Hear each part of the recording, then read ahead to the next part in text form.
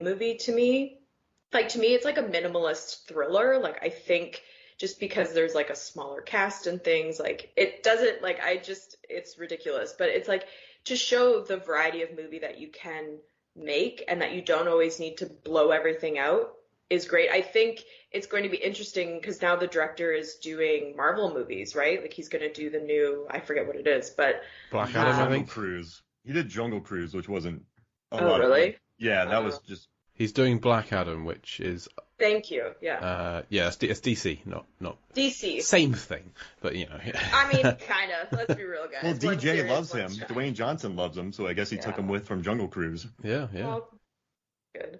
But this whole movie, it's such a different sensory experience than watching like Deep Blue Sea because it's almost like art house. Like it's so beautifully shot in so many ways. Like I love one of my favorite things about this movie, besides I guess all of it that I've been talking about, is I love the color story of this movie so much. And I love the music and the lack of music. And like with the color story, like I love in the beginning, it's like beachy and fun and everything is lush and like dripping in sunlight and everyone looks gorgeous.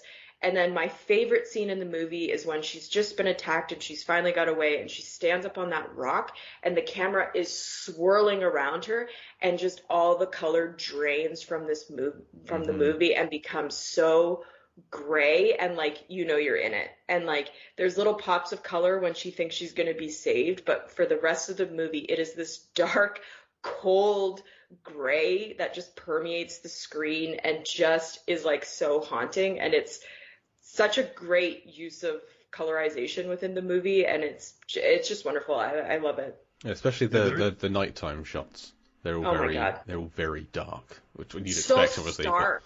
Yeah. Yeah.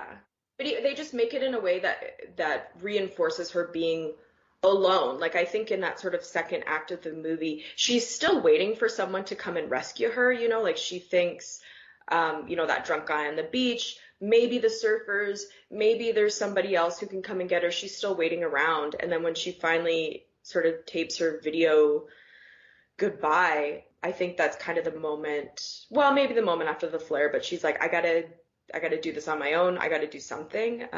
But yeah, the color sort of reinforces a lot of things for us.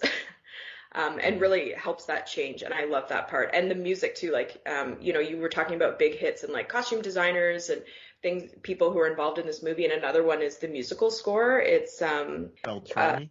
Beltrami, yeah, who's done a ton. Like he's done so much, Scream, The Hurt Locker, Quiet Place, and his score is beautiful. But then beyond that, like I really, really love the silence in this movie. It's one of the things that stood out for me the most, especially typically during times when there would be music. In Jaws, it would be the Jaws song. And here, right before she's going to be attacked, it's complete silence. And it is so nerve-wracking to watch. And just, again, ratchet it up to a level that it's like you almost can't stand it. Or for me, because I am always scared when I'm watching these movies. It makes it almost unbearable to watch when you're just hearing, the camera's low on the water, you're hearing the waves, and you're just waiting for her to be attacked. And it is terrifying. And you have that nice magic hour shot that just Yeah. looks beautiful. And it's kind of funny. I'll always remember this because my cousin, he has a daughter who just went to college, and she came to visit us to go with Meg to her job because Meg's like a director of marketing at her job. So she just wanted to go see what Meg does. So Meg was able to take her into work. And one night when we were here, we put on The Shallows just to kind of watch a movie. And it was me and Madison. She's like, it was watching it, and we were both freaking out. I had my leg blocking my eyes, and Megan's just watching us like, what is happening here? But that scene, I've seen this movie about 6 times. And even watching it again, when that thing comes out of the wave with the score, like coming back in, that's a gnarly scene. And it always gets me. And I just remember, I don't know why, I'm always on edge, even though I've seen it so many times. And I know it's a weird story to tell me using my leg to block my eyes, but it gets me. Like this movie it has some great suspense in it. And also I like how, I don't think people realize how hard it is to tell a story in one place and make it visually interesting. Because when you have that, okay, we're in one spot. You know how many different angles you have to use in storyboard? So when people say this is a B movie, I don't know, I disagree. But yeah, especially like a campy B movie like that. There is nothing camp about this film. This is as sincere as it comes. Or like the only camp is like Steven Seagal. Steven Seagal, or maybe at the end when she finally lets loose a little bit. But even then, I'm like, that's not camp. That's just like frustration from, she's dehydrated and tired and a shark is attacking her. Like, you would go insane too. Oh, I'm so happy you said that. This is one of the rare movies that actually shows the sunburnt aspect of a character, the dehydration, the look on her face. And she gets lit up in this. It's almost like a Sam Raimi movie. Jellyfish, bites, coral, sunburn, dehydration. Yeah, I appreciate that at the start of the film, it's Blake Lively. She's stunning. Stunning. But she's not afraid to look considerably less stunning as the film goes on. Compare this to Great White, in which Katrina Bowden had some kind of makeup artist on the life raft with her the whole film.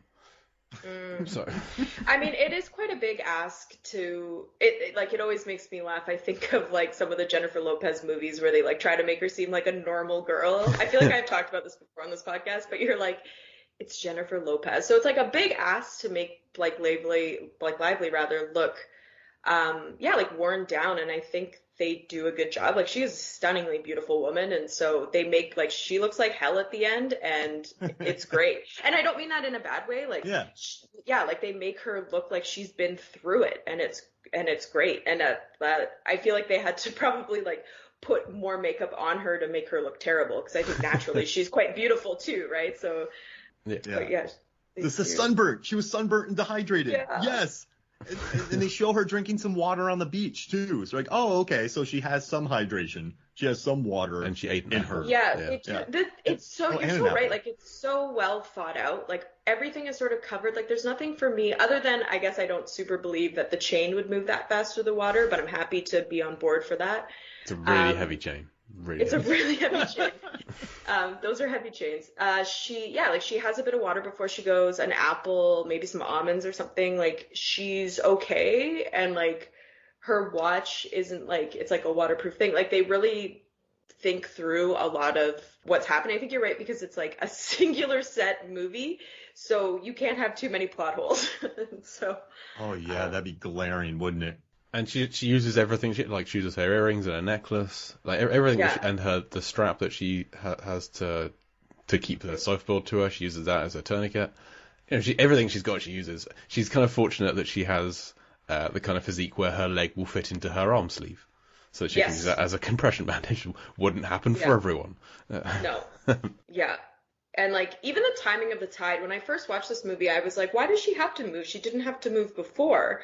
But then you realize that luck plays into this movie a lot, which I think is great. Like, if you're going to beat a, sadistic shark, you got to have luck on your side. Oh, yeah.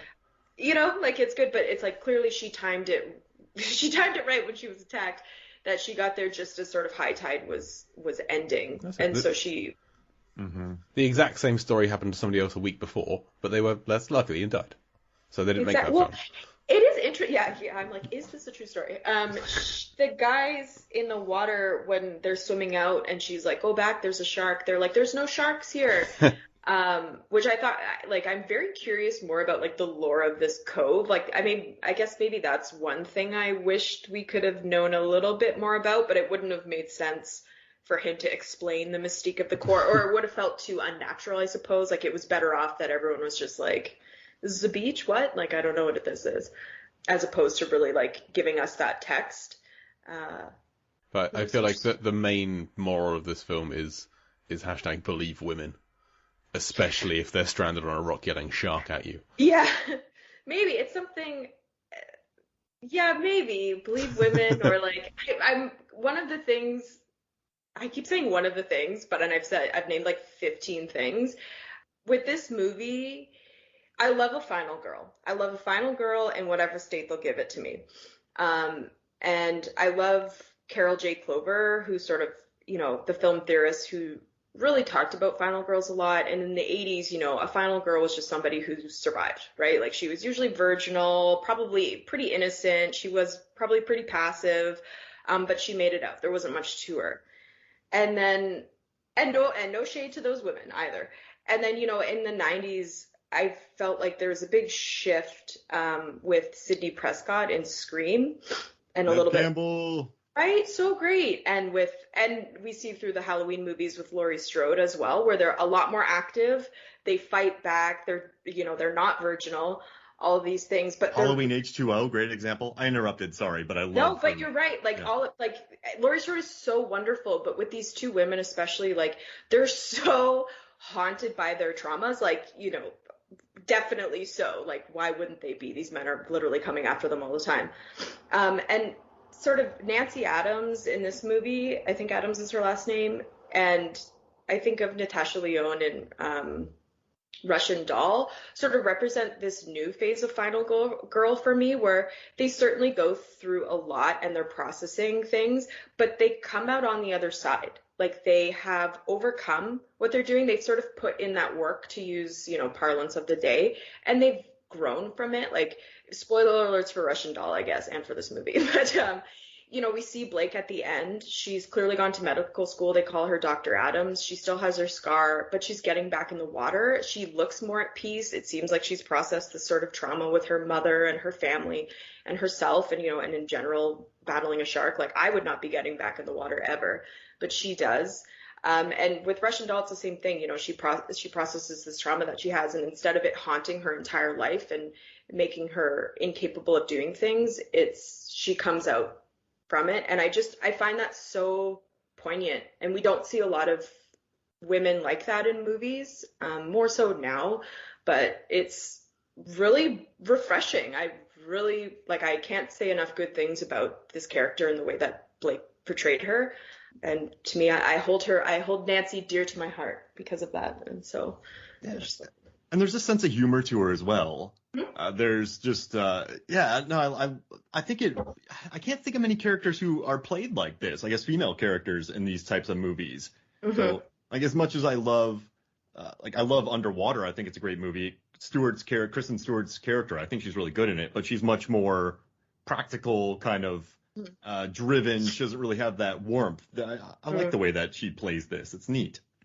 And I loved 47 Meters Down. I know a lot of people have problems with that movie. I think I joked about it before. The Shallows and 47 Meters Down, those are great back-to-back movies. Those are really, really interesting portrayals of women in action, thriller, horror movies as well. But Mandy Moore's character and Claire Holt's character are, like, I don't want to give spoiler alerts, but they're yeah, I haven't seen it yet. Jay hasn't seen it. People should watch that. It's coming up on the future in the show. Yeah, like the way women are portrayed in that movie is fascinating to me, and I love it. I think that is it's different than this, but it's another great example of it. I think we're getting it. I always will find a movie a little bit more interesting when there is a female protagonist. So maybe I'm a bit biased, but I think it just gives a little bit more levels, and I think in The Shallows it really adds to that too, with the beginning of her journey that we're talking about. The way that men interact with her in this movie is really interesting. I think it's interesting that we think the shark at first is male, but we find out that the director views it as female. So I think there's a lot of interesting play around gender in these movies. So.